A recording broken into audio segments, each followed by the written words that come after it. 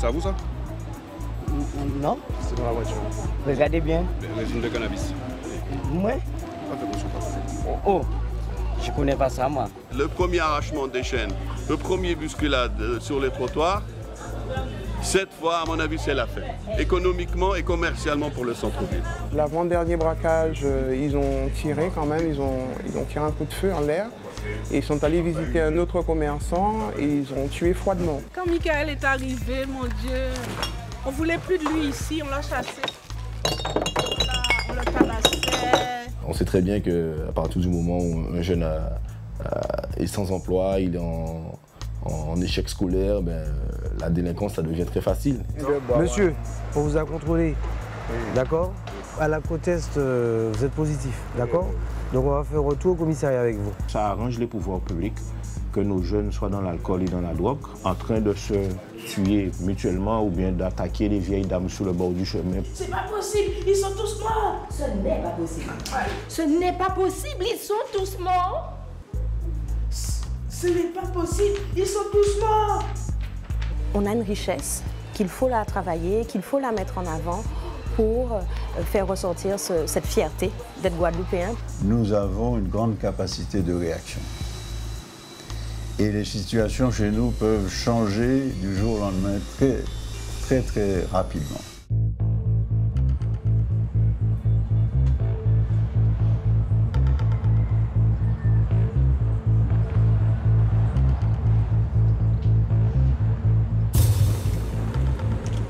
La mer, les Caraïbes, les vacances au soleil.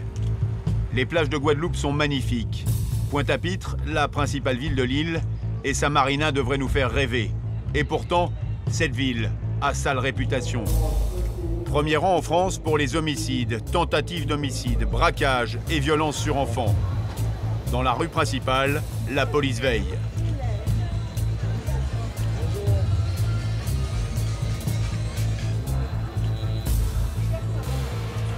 Mais t'as pas de ceinture?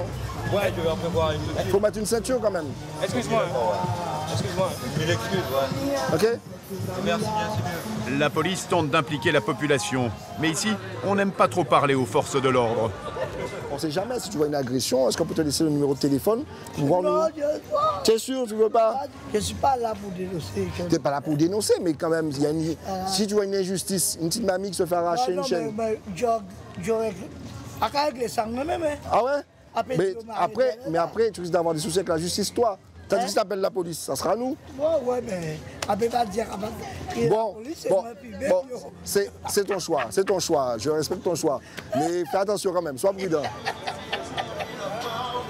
Il y a quelques semaines, les gendarmes venus en renfort sont repartis. Et depuis, il faut rassurer les commerçants. Ça va et toi, ça marche? On compte sur vous. Oui. C'est vrai que la présence des gendarmes nous manque un petit peu. Et terriblement. Les autorités le savent. Il y a un fort taux de délinquance. Mais c'est en baisse avec la présence des gendarmes. Donc on a pu prouver qu'il suffit que sur le terrain qu'on soit assez nombreux et que ça baisse. Après ça vous, moi je... Exactement. Bon courage à vous. Merci. Soyez plus nombreux sur le secteur. Il a dit c'est pas moi. Non, oui, mais bon. Les gens ont peur. C'est récurrent. Ça sort souvent de la bouche des gens. Nous avons peur. On ne descend plus en ville. Parce qu'il n'y a pas cette présence policière. Les policiers sont bien présents dans cette rue. Mais comme partout, ils ne peuvent pas tout contrôler. Bonsoir. Si vous voyez où ils cachent leurs produits aussi, parce on sait ce qui se passe là. Une petite vente de produits. Parce que moi, je ne suis pas en permanence. Je viens que l'après-midi de 15h à 18h. Ils sont toujours debout. Il y a toujours debout et par rapport au bar. Ils sont toujours en bar. Il doit y avoir un trafic là, secteur. Il y a un petit trafic. C'est sûr. Maintenant, on n'arrive pas à voir les transactions. Vous sentez l'odeur? On sent un petit peu d'herbe, voilà. Donc c'est comme ça qu'on pense qu'il y a quelque chose. Mais quand nous on arrive, il n'y a plus rien. Le bien on aurait dû faire, c'est interdire la consommation d'alcool dans la route. Il faut s'attaquer à l'origine du mal. Imaginez-vous s'il faut mettre des policiers derrière chaque délinquant, ça va être dur. Bon, ben sur ça, bonne continuation. Merci, au revoir. À Pointe-à-Pitre, il n'y a que 50 000 habitants. On est loin des mégapoles minés par la violence. Mais il y a beaucoup de jeunes désœuvrés, sans aucune perspective d'emploi. Le centre-ville est leur terrain de jeu. J'espère pour l'avenir que les petits bandits ne vont pas revenir et commencer à attaquer ceux qui restent, puisque c'est le premier arrachement des chaînes, le premier bousculade sur les trottoirs. Cette fois, à mon avis, c'est la fête, économiquement et commercialement pour le centre-ville. Les vols à l'arraché ont explosé et les Guadeloupéennes ont changé leurs habitudes. Oh bonjour. Vous avez bien enregistré le numéro? C'est fait? D'accord. Ok. Donc n'hésitez pas. Avec plaisir. J'étais deux, hein, c'est ça? J'étais à deux. Lui, il était là, le vigile, il leur dit de sortir d'ici, sinon c'est lui qui prenait. Donc il est parti. Ah oui, fusil, oui, avec fusil.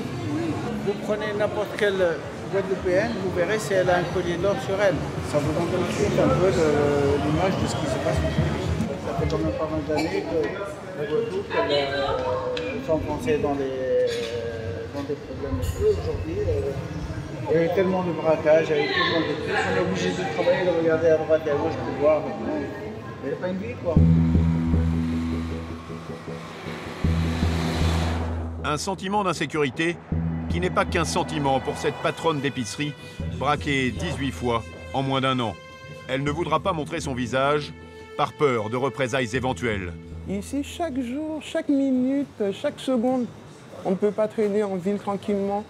Même dans les petites supérettes comme nous, comme ça, c'est pas possible, c'est invivable. Même le soir, on ne peut plus traîner à 21h, 22h. Ils ont déjà envahi les routes, les jeunes à scooter ne peuvent plus rouler. C'est invivable. D'ailleurs, je suis au 18e braquage. Chose très difficile à vivre, autant pour mes clients que moi-même.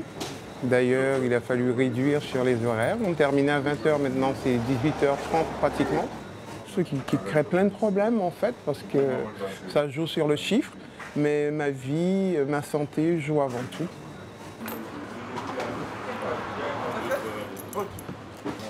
Les agresseurs, souvent sous l'emprise de la drogue, sont ultra-violents, sans limite. Ils arrivent, 3, 4. Moi, je ne les reconnais pas, parce que vu la pression, on n'arrive pas quand même à les regarder en face, parce qu'on a déjà le fusil sur la tête tout de suite. Et voilà quoi.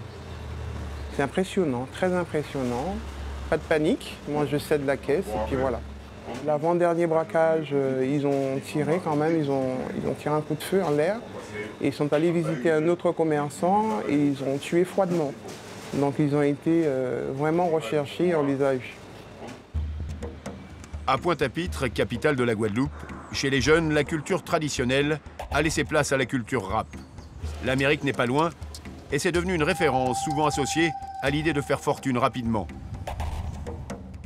Il y a bien en effet une nation étrangère. Chez Monsieur Boulogne, guadeloupéen depuis plusieurs générations, on se réunit régulièrement pour discuter des maux de cette société en mutation. Je pense que si les gens ressentent ce sentiment d'insécurité, c'est parce que ces jeunes, ils veulent avoir de l'argent facile pour pouvoir ensuite acheter des stupéfiants. La violence, ce n'est pas un phénomène propre à Pointe-à-Pitre, c'est un phénomène qu'on retrouve un peu partout en Guadeloupe. Personnellement, je suis convaincue que ce n'est pas d'abord l'insécurité, c'est l'absence d'activité. Il faudrait réfléchir à cette question de l'absence d'activité économique dans la ville. Du fait de notre éloignement par rapport à la métropole, le fait que lorsque le jeune il veut trouver un débouché, il est obligé de partir. Il ne trouve pas de débouché sur place. Donc forcément, ça n'améliore pas le développement économique de l'île. Et donc c'est un cercle vicieux. Il faut aider des associations qui œuvrent dans le soutien aux personnes qui sont qui ont des difficultés, puisque certains jeunes ils sont laissés pour compte parce que dans la famille même, dans la cellule familiale, tout a été... Très important ce que tu dis là. Parmi les causes de cette violence, il y a l'évolution dans le sens d'un affaiblissement, parfois même d'une dislocation de la famille traditionnelle. Ils ont une certaine stabilité autour de la mère de famille.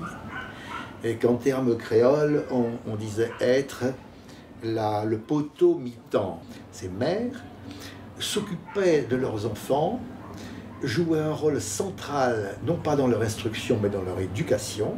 Elle était le repère. Et puis, il y a le problème de la drogue.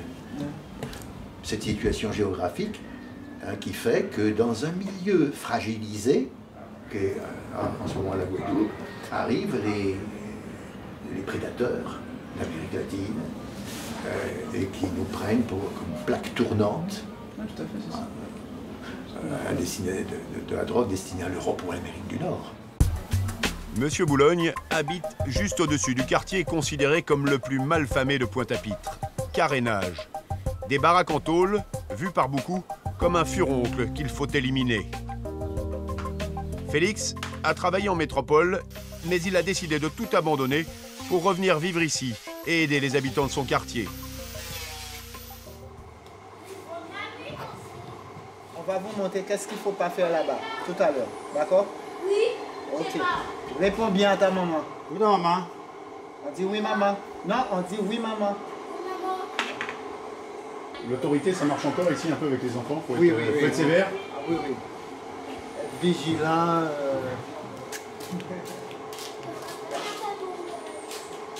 Je pense que c'est pas le carénage. C'est dommage, les plus anciens sont partis. Il y a Félix qui est resté et 2 ou 3 autres. Les gens comme Félix continuent à aider les jeunes. Le carénage n'est pas aussi mal comme on pensait. Parce qu'on est en sécurité ici toujours. Parce que vous savez, au fond, là, ils ont des jeunes. En insertion? Oui, en insertion. Et moi, je discute tout le temps avec eux. Et les gars sont tellement gentils, on dit, va pas. On dit, ouais, mais il faut comprendre. Mais ils me disent, ouais, mais on n'a pas de travail. Je dis, mais ça, c'est pas une solution. C'est pas parce que vous n'avez pas de travail, vous allez essayer de fumer de la drogue ou de vendre de la drogue. On a aussi la désinformation. Il y a la désinformation en Guadeloupe aussi. On pense qu'ici, on ne peut pas aller sur une place. C'est pas vrai. Moi, je mange n'importe où, n'importe où, ben marou. Il n'y a pas ce problème-là. Mais ça se passe aussi dans la tête. Ma mère me dit, ah, c'est tellement dangereux la Guadeloupe. Je dis, maman, où je vis, c'est beaucoup plus dangereux. Moi qui vis en Amérique du Sud, Venezuela a à peine 30 millions d'habitants. On a des crimes, comme l'année dernière, on a eu 26 000. Où j'habite à Valencia, on a déjà pour 4 700 crimes déjà. Et il y a une chose qui se passe là pour la drogue maintenant qui est très très difficile. La police vous attrape en train de fumer, ou avec quelle que soit la drogue, là, on vous descend. Avec une quarantaine de morts violentes dans toute la Guadeloupe, on est bien loin du Venezuela et de ses 26 000 morts. Pour éviter le pire à son île, Félix se démène. Il tente avec d'autres de redonner le goût de la culture traditionnelle aux enfants.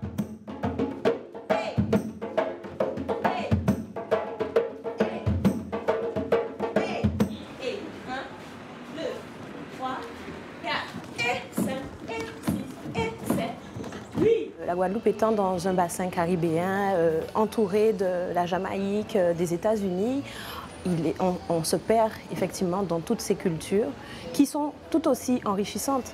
Mais le souci, c'est que beaucoup de jeunes ne pratiquent quasiment plus qu'exclusivement ces danses, mais dévalorisent ou délaissent ou méconnaissent totalement la danse traditionnelle de Guadeloupe. On a une richesse qu'il faut mettre en avant pour faire ressortir cette fierté d'être guadeloupéen, puisqu'il y a énormément de choses pour lesquelles on doit être fier ici en Guadeloupe. Être fier de son environnement, c'est le début de tout pour Félix. Le squelette, la colonne vertébrale, c'est la culture. Mer, rivière, montagne, volcan, tremblement de terre, cyclone, tout ça c'est nous. On n'arrête pas d'être tout le temps en alerte. Et la culture nous permet, c'est comme si c'est une énergie. Donc on se ressource, après une journée de travail, en touchant le tambour, en dansant, en chantant, on se revigore et puis on a l'impression d'être encore debout. Ça nous a permis, nous jeunes, d'avoir des repères. On a tout exploré selon les modes de communication, mais cette richesse-là, ça se transmet par proximité. On essaie de rester en liaison, en contact avec ce monde.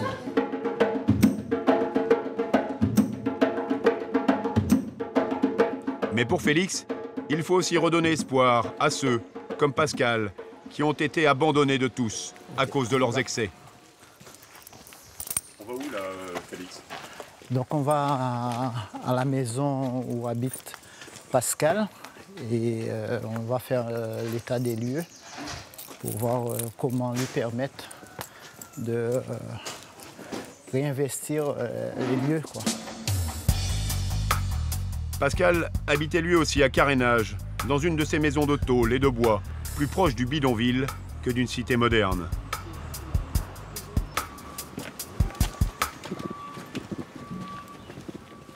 Pour notre quartier, il y a eu l'installation de la prostitution.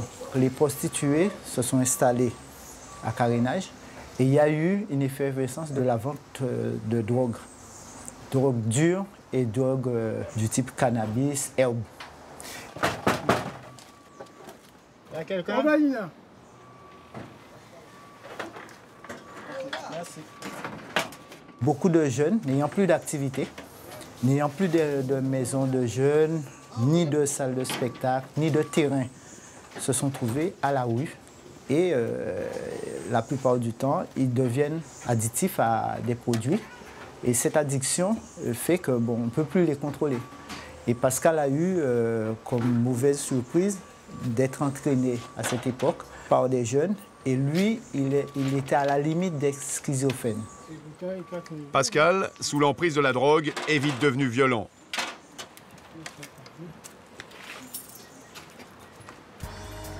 Ses voisins l'ont chassé et pour lui, la descente aux enfers a commencé.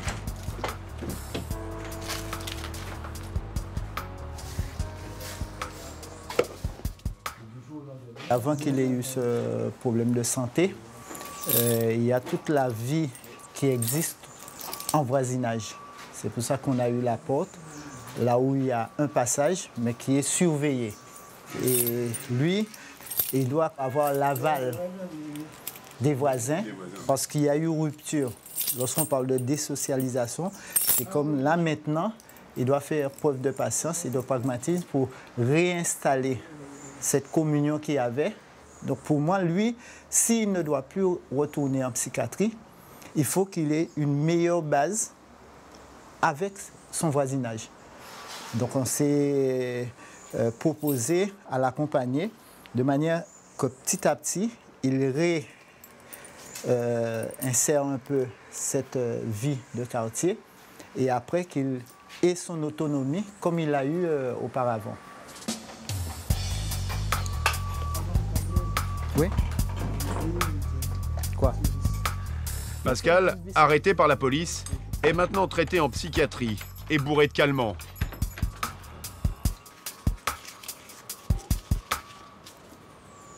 Ça vous fait du bien, Pascal, de dessiner? De dessiner, oui, mais des fois même à dessiner, des fois c'est m'énerver, passer ma rage comme ça. Moi-même, ça m'étonne. Je suis là. C'est du beau travail. Merci. Là aussi, là. Ça, c'était après le cycle du groupe. Par contre, j'ai eu comme inspiration un endroit qui était abandonné, ça m'est passé par la tête. Je l'ai dessiné. Et quand je dessine, j'aime bien remplir toute la feuille. J'aime bien remplir toute la feuille. J'étais tout seul, je ne savais pas trop quoi dessiner. Et j'ai dit, ah tiens, j'ai jamais essayé de dessiner quelqu'un. J'essaie de dessiner mon autoportrait. C'est avec le soutien de la famille, je pense que je peux faire plein de choses. Et qu'on essaie de me comprendre et qu'ils pensent que rien n'est perdu et que tout est à gagner. J'ai fait des bêtises comme tout jeune, mais je demande toujours à ce qu'on me pardonne parce que ça ne vient pas de moi, parce que j'ai pas grandi comme tout jeune enfant avec le père qui est le repère, avec la mère. Ce quartier mal aimé est la fierté de Félix. Le cyclone Hugo n'a pas réussi à le dévaster. Ce que nous, on a eu comme regret, c'est de voir cet habitat, après le fameux cyclone Hugo, être décrié en disant comme si c'était le virus de la société. Il ne faut plus qu'il y ait ce genre d'habitat, de vie, alors qu'on n'avait qu'à réhabiliter les zones, remettre le circuit d'eau, l'électricité, le téléphone et les matériaux. On aurait pu refaire surface avec d'autres formes plus agréables, avec de l'esthétisme, etc. Lorsque, à côté d'une maison familiale, il y avait une petite place, c'était là où pouvait naître la compétence des membres de la famille à faire quelque chose. On pouvait partir de ce qu'on appelait Pack à cochon, garenne à poule, lieu où on pouvait s'occuper d'une bête et à faire naître une petite maisonnette. On appelait ça les maisons de garçons. Dans ces vieilles baraques, la solidarité et le respect des anciens ont toujours existé. Rien à voir avec l'ambiance des cités HLM de Pointe-à-Pitre. Tout ce qui donnait plus, c'était l'arbre. Et de cet arbre naissait une convivialité de l'ombre. On n'avait jamais chaud dans une maison qui était entourée d'arbres ou d'hibiscus. Donc il y avait l'architecture donnait lieu à une qualité de vie.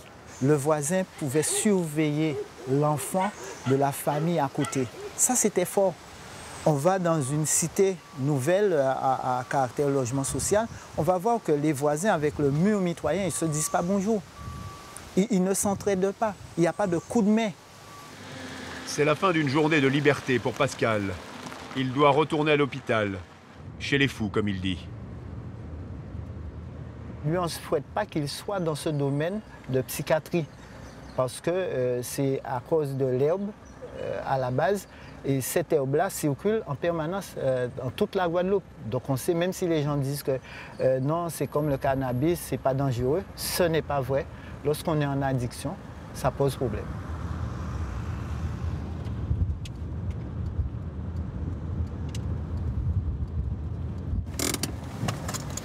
Et 18h.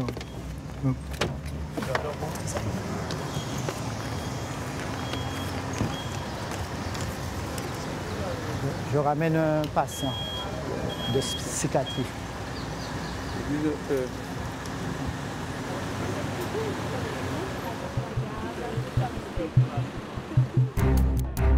Ce n'est pas le carnaval, répètent les syndicalistes dans le cortège, et pour cause, seul le carnaval nous avait habitués à des foules de cette ampleur. Sur ce petit coin de territoire français, on ne vit pas forcément bien. Début 2009, la Guadeloupe sort de l'anonymat. Oubliée, l'île des vacances. 44 jours de grève qui ont paralysé le département. Des manifestations violentes pour des revendications simples. Du travail, une hausse des salaires et la baisse du prix des carburants. Rien ne va plus. À Paris, on s'inquiète. On découvre le mal-être des Guadeloupéens. 5 ans plus tard, à l'occasion du 1er mai, les syndicats sont dans la rue. Élie de Mota, le leader charismatique de 2009, est en tête de cortège.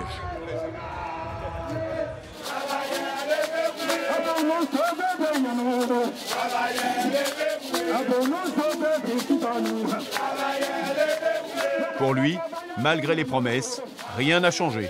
Ce sont les conséquences de la pauvreté, de l'illettrisme, de la misère, du chômage de masse. Pratiquement 60% des jeunes de moins de 25 ans qui sont au chômage. Faire en sorte qu'il y ait du travail pour nos jeunes, cela passe par un vrai projet de développement économique et social. Et non pas uniquement la répression et la justice. Il faut qu'il y ait répression et justice, mais il faut poser le vrai problème, qui est le problème de la formation, de l'éducation, de l'insertion professionnelle durable. Et ces chantiers-là ne sont vraiment pas au rendez-vous aujourd'hui. Après la manifestation, retour au bureau. Élie de Mota reste convaincu que le problème prend sa source dans l'histoire du territoire, ce qu'il appelle l'héritage colonial. Tous ceux qui sont dans ce pays-là, ce sont des Guadeloupéens, il n'y a pas de vraie tension. Mais sauf qu'il y a l'histoire.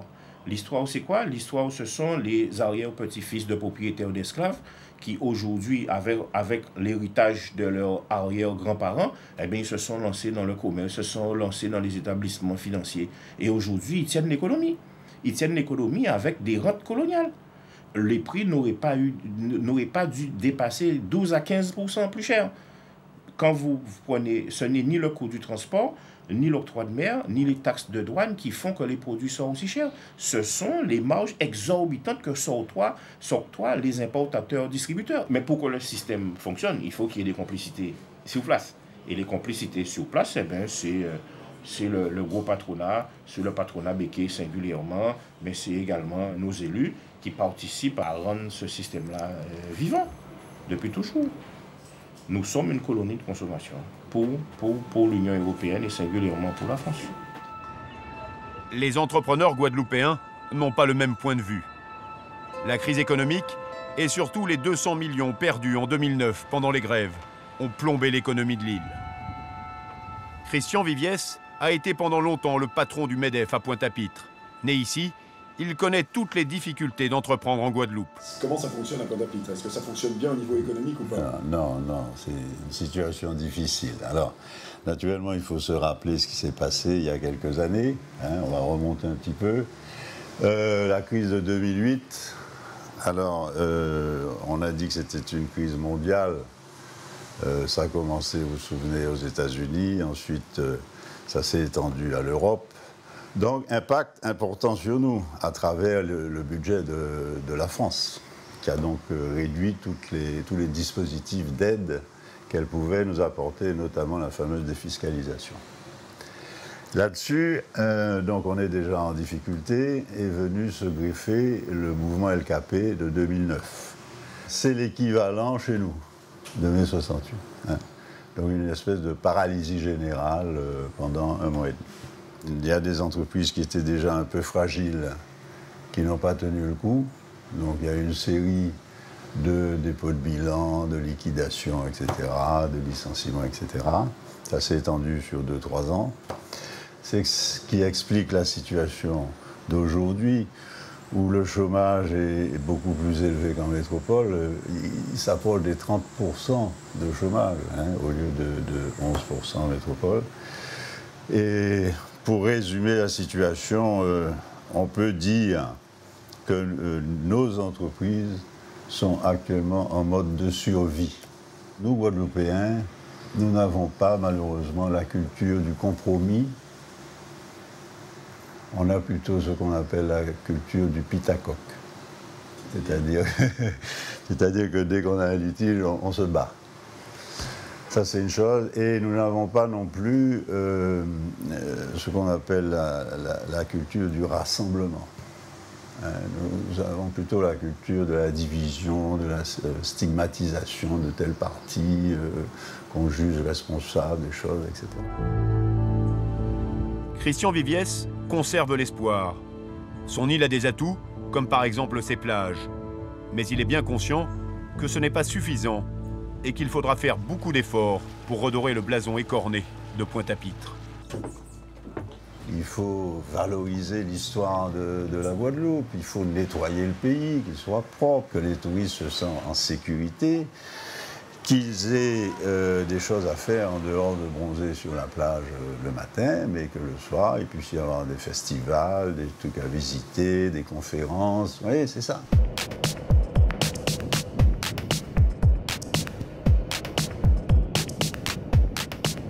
Rétablir un sentiment de sécurité, c'est la priorité des forces de l'ordre. Quotidiennement, des barrages de police et de douane sont installés un peu partout en ville.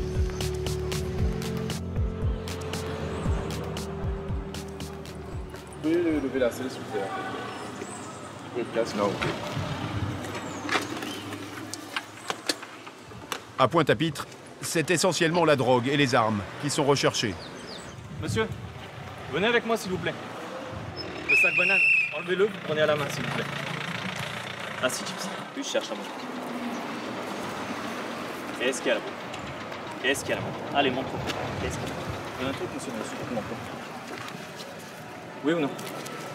Je vous ai demandé, répondez-moi ça. C'était où le... Dans la sacoche. La sacoche, elle était là. Il cherchait monsieur.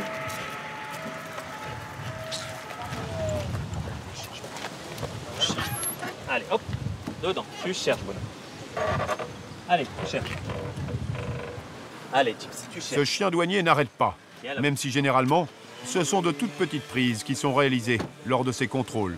Philippe, l'intérieur de la porte, au niveau du CD. T'essaies de voir, il n'y a que là qui l'intéresse, mais pas plus que ça. Ok.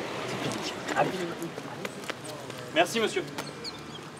Mettez-vous face à la roue avant, je vais vérifier vos poches. Carte les bras. Carte les bras. Face à la roue. Face à la roue. Carte les bras. En particulier avec la réserve des douanes, monsieur. Pas de produits stupéfiants, pas d'armes avec vous. Non. Pas d'armes? Produits stupéfiants? Vous en avez avec vous ou pas, monsieur? Non. Mettez-vous ici sous votre pied.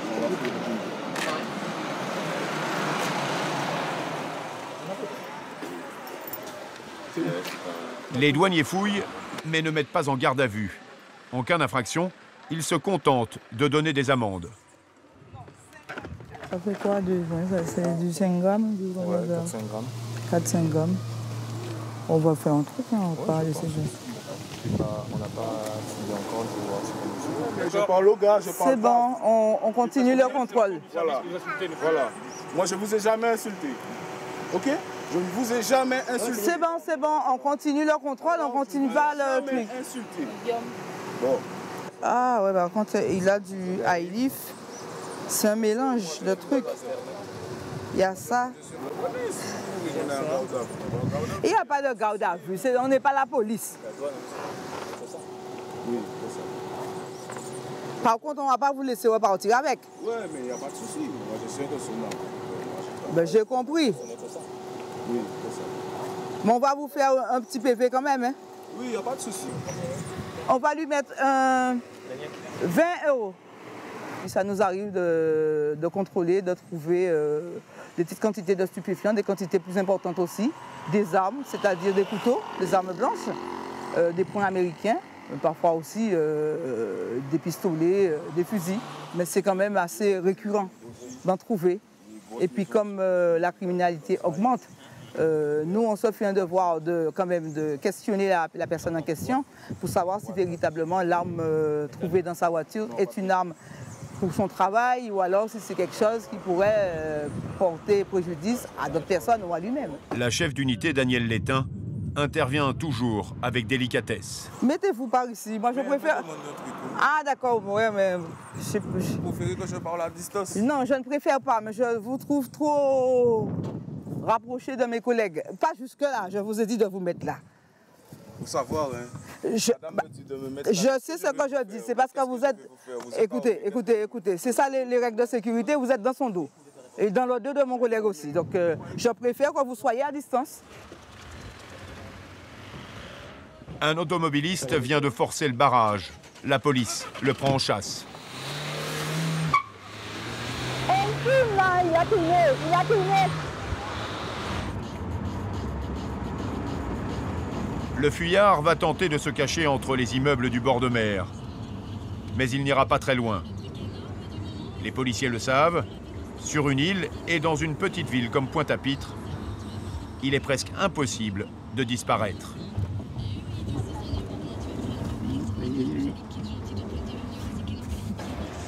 Et comme prévu, 2 minutes plus tard, le conducteur est interpellé et menotté.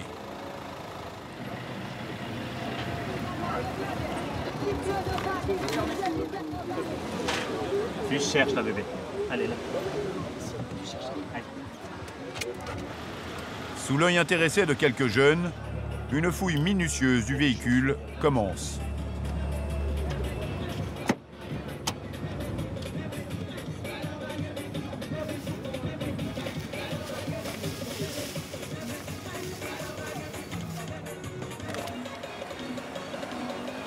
Il y a eu de l'herbe là, dedans. Il y a de l'herbe dedans? Il y a eu de l'herbe. Ah, il y a eu. Il y a encore des petits résidus. Ah.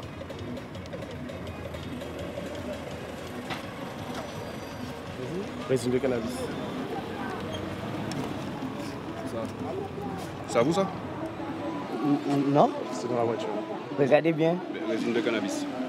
Moi? Pas fait monsieur, Oh, je connais pas ça moi. C'est pas à vous? Non. Ouf. Non mais c'est pas à peine, c'est ici. C'est pas à vous? Je connais pas ça moi. Quelqu'un l'a mis dans votre voiture? Un délit de fuite pour quelques grammes de marijuana. Bien souvent, ces Guadeloupéens n'ont pas conscience de la gravité de leurs actes. Il n'y a rien dedans. Ne consommez pas du tout de produits stupéfiants. C'est à moi ça. Je l'ai acheté dimanche, je ne savais pas quoi en faire, du coup je l'ai mis là. Moi? Oh. Il y a ça, et là aussi, monsieur. Non, ça c'est senti bon, ça c'est du... Ça c'est senti bon au-dessus. Et en dessous, c'est quoi? Il n'y a pas une herbe? Non. Non, d'accord. Moi je fume pas moi. Non, mais il n'y a pas de souci. C'est du désordre hein, dans la voiture, monsieur? Oui. Peut-être que ça date bien longtemps, vous l'avez oublié. Non, je fume pas moi, on ne va fumer.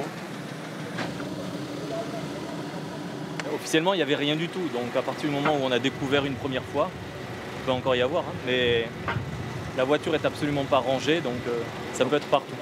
C'est tout le temps comme ça. C'est tout le temps. La Guadeloupe est faite que d'innocents, donc c'est un ami qui lui a fait une farce sans doute. Ça arrive.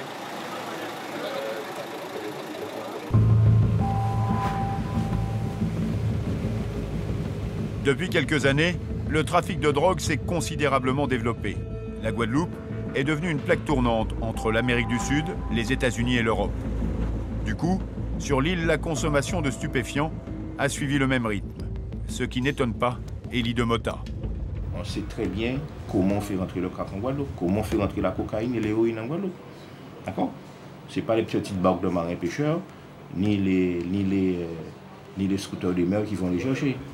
D'accord? Donc je crois que je ne dirais pas qu'il y a une volonté de laisser faire, mais je crois que ça arrange les pouvoirs publics que nos jeunes soient dans l'alcool et dans la drogue, en train de se tuer mutuellement ou bien d'attaquer les vieilles dames sur le bord du chemin pour un hypothétique billet de 20 €, au lieu de poser la question de leur devenir dans ce pays-là.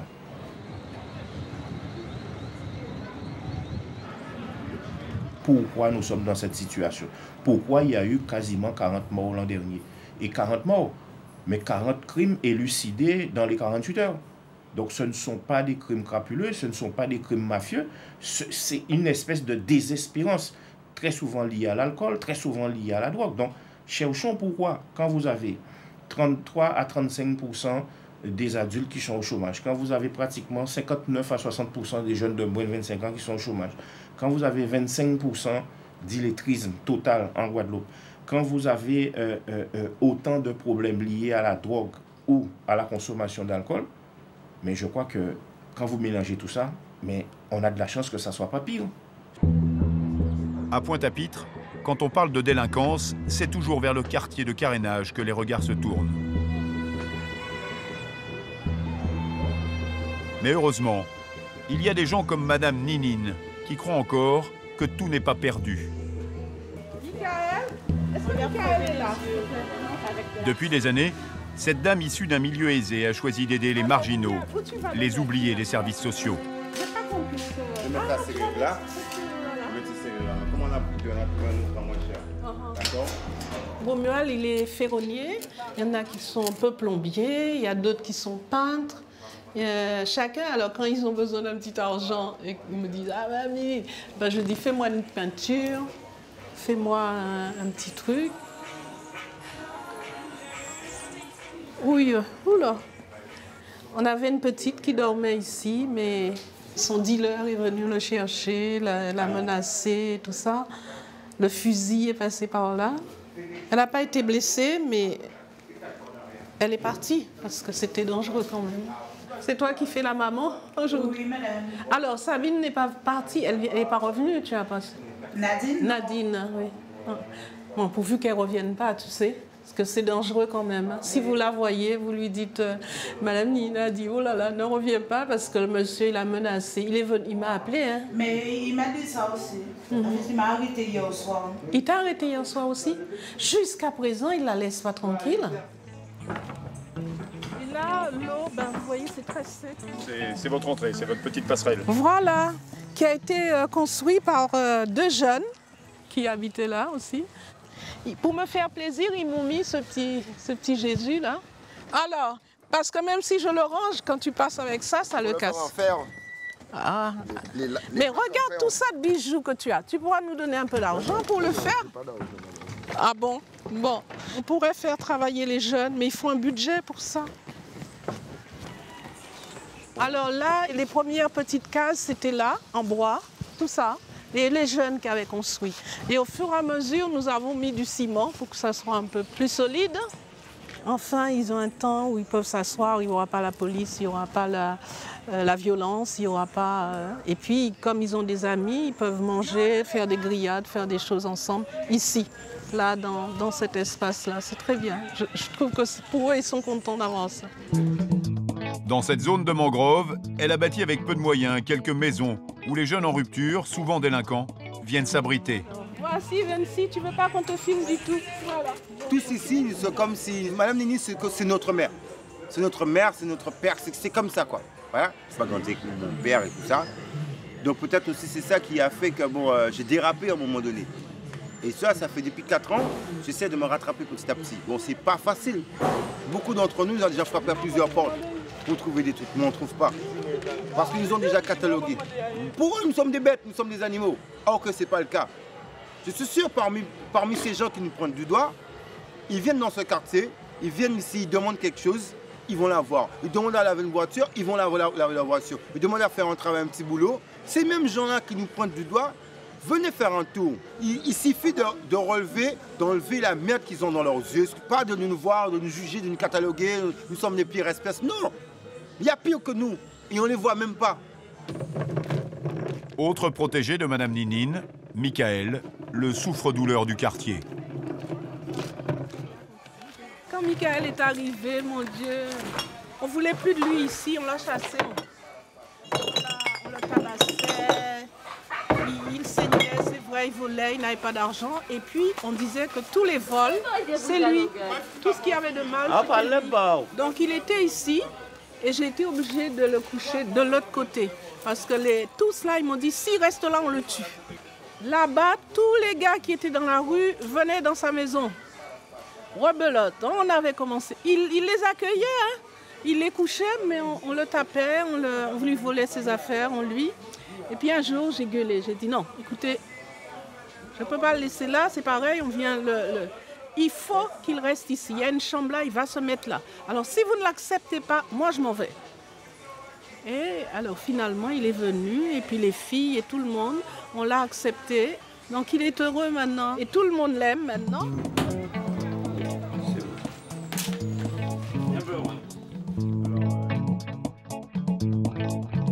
Elle n'a pas peur de nous, tu vois. Pour elle, on est des anges avec, pas vraiment des anges. Elle sait qu'on fait des bêtises, mais pour elle, vraiment respect pour elle. Avant, c'était garde à vue. Pendant un mois, c'était garde à vue 5 fois, 6 fois, tu vois. Là, j'ai beaucoup calmé. Même la propriétaire de la maison, elle m'a dit que j'ai beaucoup calmé, c'est bien, j'ai changé un peu. Dans la rue, il y a des gens qui te proposent beaucoup de choses. Pour l'alcool, c'est ça. Hein? C'est la fumée qui sort dans ta bouche, ça te donne un charge, mais après, tous tes problèmes restent là. Tu vois, mais c'est comme ça. Et lorsque tu as décidé de sortir dans la rue, c'est là que tu auras beaucoup de problèmes avec des gens dans la rue, des amis, comme s'ils vont venir te dire, il va sortir, il va quelque part, tu dis non.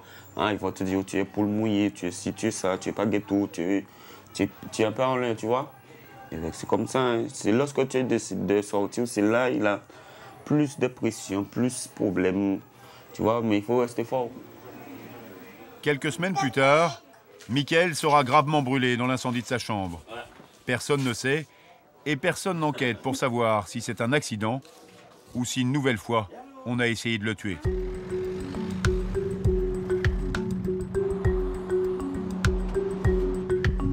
Il faut dire qu'à Pointe-à-Pitre, il n'y a qu'un seul commissariat et quelques policiers pour tout gérer.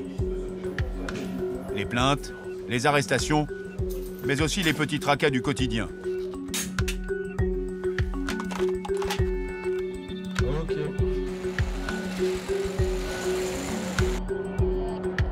À 18 h, la nuit tombe sur Pointe-à-Pitre et la ville se vide. Au centre, dans la rue commerçante, il n'y a plus personne, mis à part quelques sans-abri et une voiture de police. Le soir, les gens restent chez eux, par habitude ou par peur. Dehors, on croise surtout ceux qui ont trop bu. Serrez-vous, serrez-vous, serrez-vous. Serrez-vous. Monsieur, baissez la musique, s'il vous plaît. Police nationale, contrôle routier. Vous me présentez les pièces afférentes à la conduite et à la circulation du véhicule, le permis de conduire, l'attestation d'assurance et la carte grise. J'ai pour rien que notre... Monsieur, vous l'avez ou vous l'avez pas? Hein? Qu'est-ce que vous avez? La carte grise et l'attestation s'il me faut. Ça, j'ai trouvé ça comme ça. Quoi ça? C'est pas à vous la voiture? Hein? Oui, ma voiture. La voiture assurée ou pas? Oui. La bonne attestation. Vous avez plusieurs colis là. Non, 2013. 13? Là aussi 2013. Et ça coûte? 2013. Eh bien, vous réfléchissez ça dans la boîte là, je sais pas. Vous l'avez ou vous l'avez pas? je ne roule pas souvent avec cette voiture-là. Non, tu es assuré ou la n'est pas assurée? Oui. Mais prouvez-moi que votre véhicule soit assuré par l'attestation d'assurance, monsieur. Même le certificat n'est pas valide. Tenez. Et ça, c'est quoi? 2013. L'alcoolisme est un grave problème en Guadeloupe. Les policiers sont vigilants, car le plus souvent, c'est sous l'emprise de l'alcool et pour des broutilles que les assassinats sont commis. Oui. Beaucoup? Restez là. D'accord, restez là. On va se mettre là. OK. On met tout ça, là. Mais... Monsieur, comment il s'appelle? Restez là. Tant que je dis pas d'arrêter, vous continuez à souffler. Allez-y, soufflez. Continuez. Non, c'est pas bon. Attendez. Vous soufflez de manière normale, d'accord? Soufflez pendant très longtemps, monsieur, et lentement. OK? D'accord? Attendez. Tenez l'appareil et vous soufflez. Tenez l'appareil. Allez-y. Encore. Bon, bah. Les petits ballons, là? Monsieur, à la côte Est, vous êtes positif, d'accord? Donc on va faire retour au commissariat avec vous. D'accord? Il n'y a pas de problème?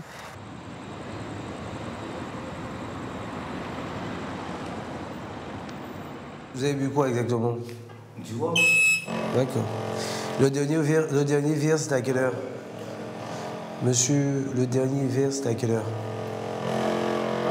Tout à l'heure. Il y a une heure, il y a une demi-heure? Vous savez pas? Allez-y. Continuez. Ne vous arrêtez pas. Continuez. Ouf! 1,01 g. C'est une infraction délictuelle. Donc là, on va viser l'OPJ. OK? L'officier de police judiciaire.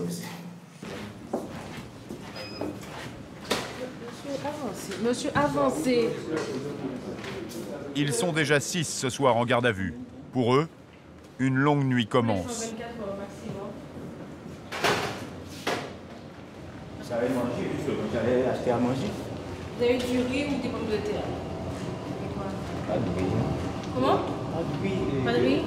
Moi, je prends des pommes de terre. On savent qu'il est sauvage, on savent ni chômage, on savent. On veut famille, on veut amis, qui passent en bas là pour y travailler pour faire études. Le jamais là, ni leur série fait en famille, du coup, le pas jamais là, c'est peut-être moi qui ai un problème entre un mélange là. L'on veut nous toutes réunis ensemble, ça trop belle. Le billet là tellement cher à Noël. Peut-être déjà bon avec tout ça soleil, mais non, moi. Missier Sadik a choisi la chanson et le rap en créole pour exprimer les problèmes de son île. Ce sentiment d'abandon qui habite les jeunes Antillais.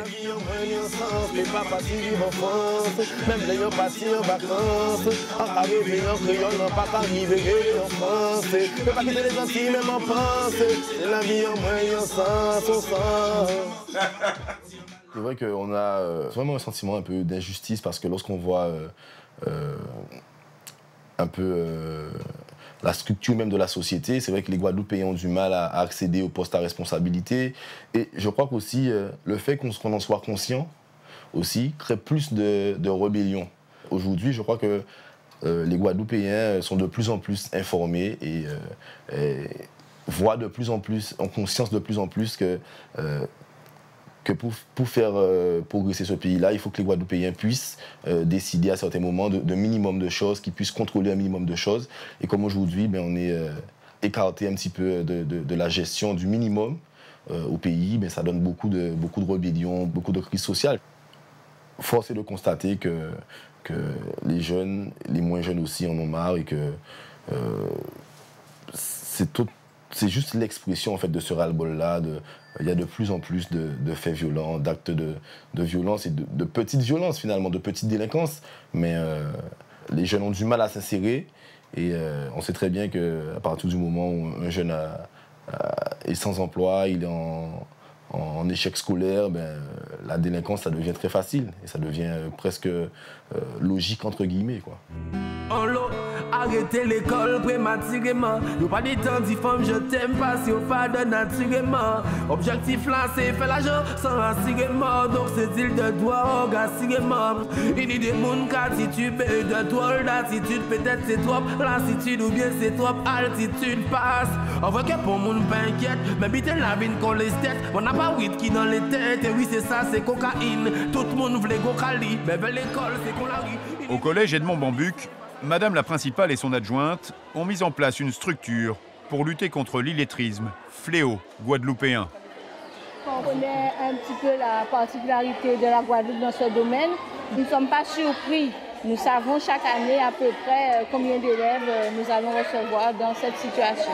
Cette année, on avait 5 non-lecteurs sur à peu près une vingtaine d'élèves qui ne maîtrisant pas correctement la lecture en arrivant en 6e. Nous avons fait des tests et nous les avons vite repérés et nous avons mis en place des projets. Ça leur a permis d'avancer et de progresser. Nous mettons tout en place dès la 6e pour pouvoir les accueillir. Et à la fin de 3e, ils passent le diplôme national du brevet et nous avons beaucoup de satisfaction de ce côté-là. Alors, je vais vous proposer un petit exercice sur ce. Près de 30% des élèves entrant en 6e ne savent pas utiliser correctement la langue française. Et 20% savent à peine lire. Josette Bargas est là pour leur redonner le goût des études. Je vais vous aider à améliorer tout ça. Savoir lire, réussir ses études pour trouver un emploi. Sur l'île, trop de jeunes n'ont aucune qualification. 60% sont au chômage. Bokolo, Maé, vous vous rendez compte? Quel personnage? Bakolo. 2 fois nous rencontrons Bakolo. Si tu sais lire, tu peux avoir la moyenne dans toutes les matières. Alors que si tu es en difficulté de lire, tu as ton évaluation, une feuille, tu dois lire pour répondre aux questions. Et si tu as des difficultés de lire, tu ne peux pas répondre bien à ce qu'on t'a demandé. En primaire, il n'y avait pas assez d'explications pour nous. Comparé dans cette classe-là, il y a plus d'explications, on peut mieux comprendre les exercices. Au sol. Au sol? Oui, au sol. Pour intéresser ses enfants, plus habitués à la télévision et aux jeux électroniques, Madame Bargas a choisi le théâtre et ça marche. Alors, vous arrivez, les émotions. Ils sont tous morts. C'est affreux. Qu'avons-nous fait aux esprits? Nous ne méritons pas cela. Regardez, Paille, Sama, ils sont ici. Il faudra rassembler les dépouilles. Dépouilles. Non, nous n'avons pas le temps. Il faut d'abord retrouver les enfants et les autres survivants, s'il y en a. Très bien. Mais nous devons continuer à chercher. Sinon, qu'allons-nous dire à Mbaboui et Amélie? La consternation, la désespérance, c'est une famille humaine qui est déchiquetée. Je veux voir ça dans ton visage.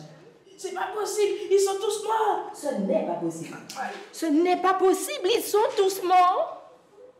Ce n'est pas possible, ils sont tous morts.